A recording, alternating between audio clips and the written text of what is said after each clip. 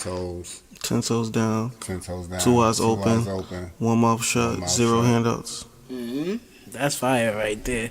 And how long you was working on that? I remember you was telling me about this like a year and a half, 2 years ago, probably. I probably was working on it collectively.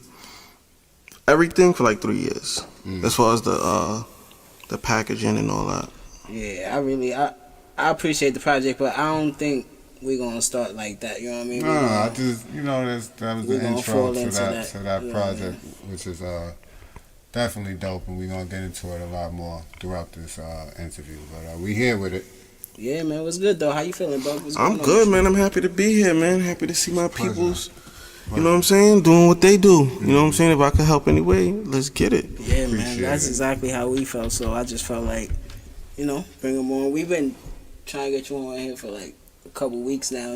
Things happen. But anyways, it wasn't my fault though. Like, I wasn't acting like I just want to put that out there. Nah, shit happens though. It's cool. We here.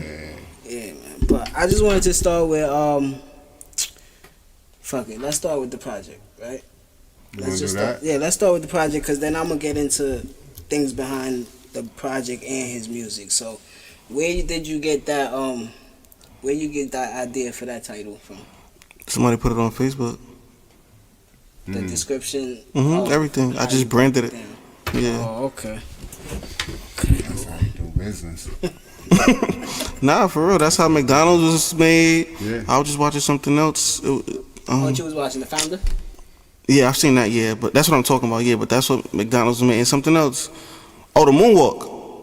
All right. Yeah, somebody else did it, and he did it, and Jackie Wilson, when now when you think of the moonwalk, you think of Michael Jackson. Yeah, it's that intellectual property when somebody doesn't know exactly what they just put out to the universe. Like Bling Bling. Yeah. Like they didn't copyright that. But Bling Bling. Every time he was all them shirts and shit, and Which is crazy because I thought about that with your song that's on the project, and it's like, damn, I wonder if this should blow up. If you always think of copyrights. Nah, they definitely taking some. They taking some of that bread. Yeah. But it's cool though. That don't bother me. Long as I'm in the game, you know what I'm saying. When I get in the game, it don't matter. Yeah. So when did this project officially drop? It dropped in November, early November. I think November 3rd. November 3rd. I mean October 3rd. I'm sorry, October 3rd. Or 6th, one of them. Okay, cool. I like the. I'm gonna just go down the list of the songs that I like, that I really appreciate. Now tell me what you don't like first. No, the one I don't like. I'm fucking with you. Hold on, no. The one I don't like is nah. Oh, let me get it. Nah, the one that I love is "Welcome to Nature." I love that one. The intro, of course, because we played that one. I love A Motherfucking Man. Locked In is hard. That's my favorite. I love I Ain't Never. Everybody love that shit. Those two. Shout out to Sod and Bevel. Those two features there. Shout out to Sod and Bevel. Veli. Yeah. I like Sick of It. When you one of them type of niggas, you could relate to that track. I like Sick of It. I like Locked In. I love that track. I love that track. I'm trying to think of the one. I don't think there's none that I don't like. What I appreciated before even hearing this was the rollout. The cups, the sneaker box. No, that came with the project. That came with it. But that's like just knowing that's how you was treating this. It's like most people just, especially independent and underground artists, they just put the project out. Yeah. They don't normally formulate a plan and I'm gonna do this and have this with it too and put it out as such. Yeah. Like I am. I wanted something tangible. I watch a lot of interviews, so we refer back to a lot of interviews and documentaries and shit. But I was watching an interview with 2 Chainz, and he had said when he made what was it when he had the Pink House? Yeah. He was like, people not really buying CDs, so I wanted something people could feel. Pretty girls like trap music. Yeah, pretty girls like trap music. I wanted something people could feel.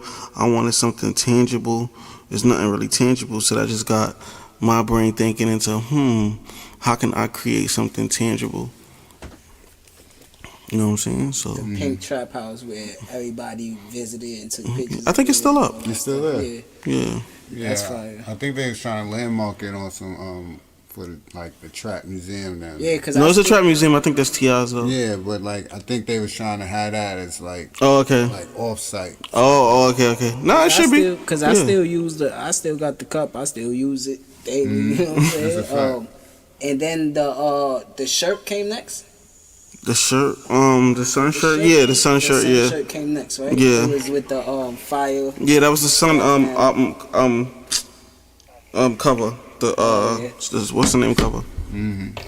Juvie now? Yeah. Oh yeah. I'm like, yo, it's Cash Money. It was Juvenile, yeah. 400 Degrees. Yeah, I like how you flipped that. Yeah. And the first time I heard it was when you performed at 5 Spot.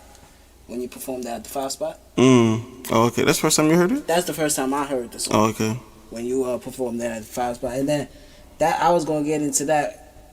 I'll get into that next. Like how you feel about the reception of the project right now so far. Oh, I love the reception of the project. Like Locked In, for example. To me, that wasn't like don't get me wrong, I love the song, but the way people tell me they love it, I'd be like, damn, I didn't expect that from that song. I like I love the last track, Hating It. Hurting Me. Yeah. I love that track. When it comes to with me, I feel like that every other day. With me, when it comes to Locked In, why I said that's my favorite, it's like I think it's unexpected. You know what I'm saying? It was like that transition. What I say to the beats, the transition and on then the that flows. I like creative shit. I'm not a creative nigga, so it's like when I see other people able to, like I told you with that hat, it's like, yo, I would never think of that. That's dope. I want one. Yeah. I fuck with that. I'm gonna put that creativeness into me. But that transition, you don't get that too much. Like, and it was clean. Yeah, shout out to Smoother. He that wasn't my idea. Alright, this how that. So it's two songs. This basically was two songs together. Yeah. It was Locked In, and the second song was supposed to be called damn, I forgot what it was supposed to be called. But anyway, I wanted somebody else on Locked In, the first song. Right. But I think it was taking too long to send me the verse. So, I didn't want to let that shit go because that shit was too hard to me. Like it was tough. So I was just like, all right, just add it onto this song. And I just told him to do it. I didn't give him no idea because he's a creative himself. So I like to, when it's another creative I work with, I like them to, I like to use their creativity, you know what I'm saying? I don't want to give them everything because you just never know what could happen. I could have said, yo, put a scratching record, you know, and it wouldn't hit as hard. So I just like, yo, just put these two songs together for me. And I knew he was gonna come up with some shit. And even when he sent it, I'm like, yo, that transition was hard, and people love that shit. So shout out to Smoother. That's crazy. And then both the cadences that you decided to use on the different. Shout out to my daughter. That's her name. Cadence. Yeah. Fine. I was just gonna ask you about how you feel. I'm sorry, I had to say something. Yeah. Shout out to the baby girl. You know what I'm saying? My niece I ain't meet yet, but it's cool. Where did you get that from? Your flows, because that's one thing that I appreciate about your music is the different flows that you have. Like where the beat. So no, all right. So you go with what the beat tell me. Yeah. Yeah, but where did you get that from? Like Lil Durk. He had an interview. I told you I watch a lot of interviews. He had an interview and he was like, yo, I changed. He was like, I do 8 different flows on every song. So I'm like, all right. It makes sense. You know, you have to give people something different even though it's the same. Yeah. Like, you know what I'm saying? So it just makes sense. You could give people the same content in different ways. Like I was telling you. I was telling about Jack Harlow. I like his album because his flows is crazy. His flows is crazy. Like, yo, what are you doing? I'm always gonna be in my own boat with certain music. Don't get me wrong. I never listened to his album, but because I don't think he talk about what I want to hear about. Right. But his flows is crazy, and that's why I checked it out. And I was like, nah, he really do got endless flows.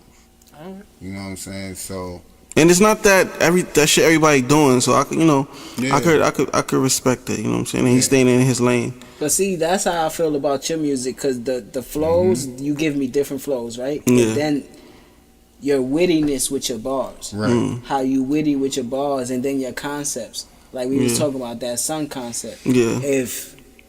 If our audience out there is too young to remember the juvenile flow for that concept of that song, Son, that was the slang back in the day, in that time.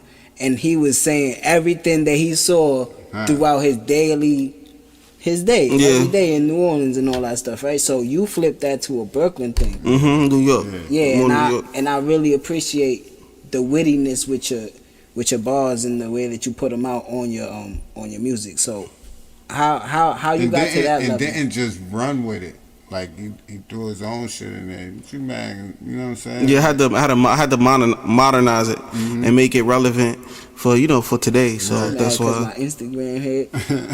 Yeah, real life. But you got the breakdown food to the stamps beat. hit. Yeah. No, I ain't gonna front. That's the wittiness I'm talking about. When you say my food stamps hit. Yeah. You mad about that? Yeah. Shout out to Manolo Rose though. He the one that fucking told me to put that shit on a different beat, because it was originally this one. I was like, I had took a little break to just figure out the game. It was going into streaming, so I had to take a little break just to figure all that out, algorithms and shit like that. Yeah. So you just have to figure out a new game, because I'm from the CD out the trunk, so I missed the internet wave because I didn't see the transition early. Yeah. So once I saw, okay, whatever this streaming shit is about to be big.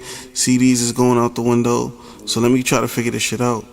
And so at the time I was doing freestyles just to warm back up. I had changed my name, did a whole type of rebranding. You know what I'm saying?